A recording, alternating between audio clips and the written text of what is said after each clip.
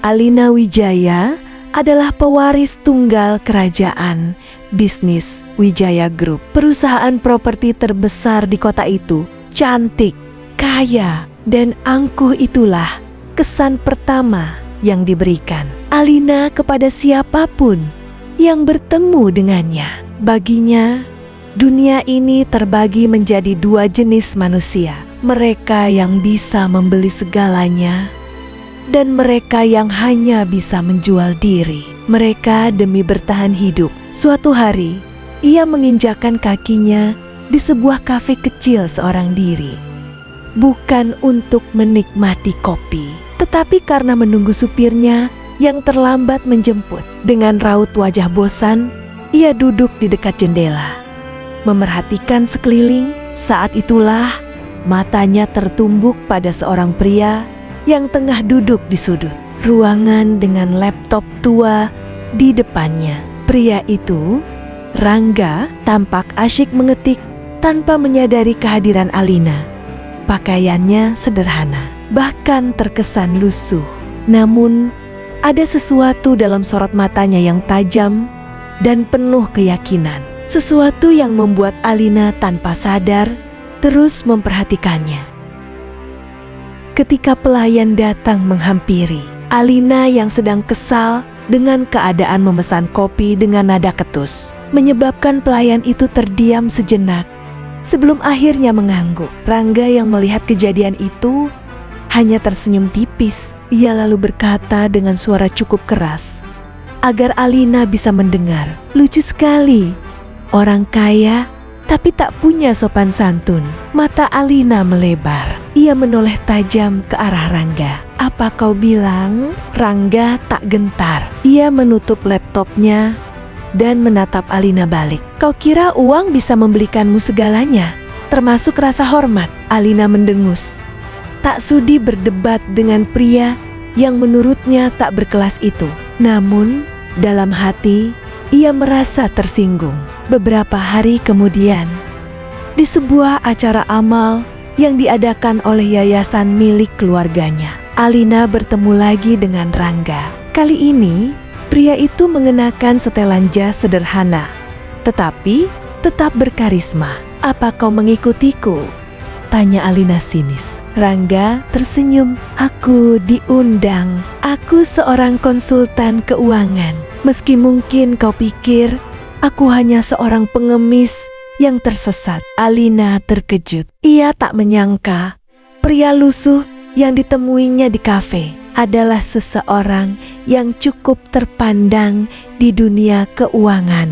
Rangga yang telah lama mengamati Alina menyusun rencana licik. Ia tahu kelemahan Alina, kesombongan dan rasa percaya dirinya yang berlebihan. Ia berpura-pura tertarik pada proyek investasi yang ditawarkan oleh perusahaan Alina.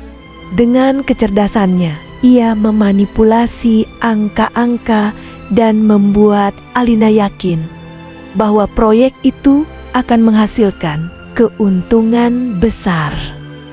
Beberapa bulan berlalu, Alina jatuh ke dalam perangkap Rangga. Ia tanpa sadar telah menanamkan sejumlah besar uang dalam proyek fiktif yang dibuat Rangga. Ketika akhirnya ia sadar bahwa semua itu hanya tipuan, semuanya sudah terlambat. Uang jutaan dolar yang diinvestasikannya lenyap begitu saja. "Bagaimana mungkin? Aku tidak mungkin tertipu," seru Alina dalam amarah saat ia akhirnya menemukan Rangga di sebuah apartemen sederhana. Rangga tidak lari atau bersembunyi. Ia duduk tenang, memandang Alina dengan tatapan yang sulit diartikan.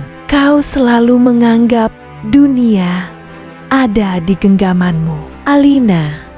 Kau lupa bahwa ada orang-orang yang lebih pintar darimu." Mata Alina berkaca-kaca. Ini pertama kalinya ia merasa dikalahkan. Ia seharusnya membenci Rangga, tetapi mengapa hatinya justru berdebar hebat?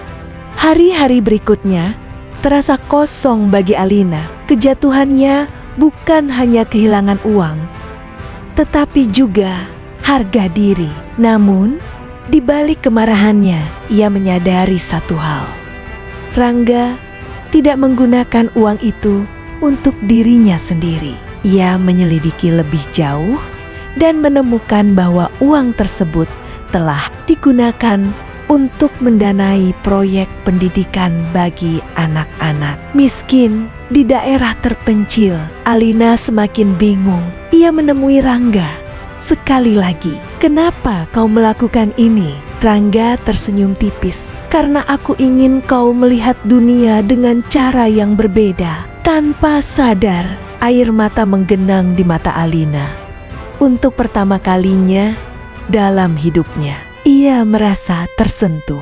Ia telah menghabiskan hidupnya mengejar kekayaan, tetapi pria ini telah mengajarkannya sesuatu yang lebih berharga. Dan di sanalah, tanpa direncanakan, mereka jatuh cinta. Cinta mereka tak berjalan mulus. Keluarga Alina menentang hubungan itu, tetapi Alina tak peduli. Ia telah berubah.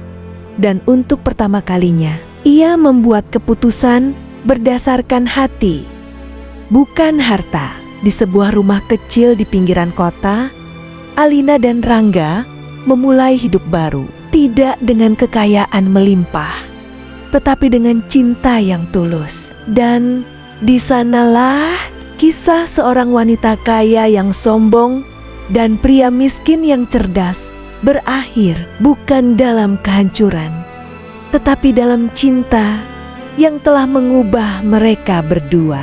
Mereka pun hidup bersama dengan bahagia.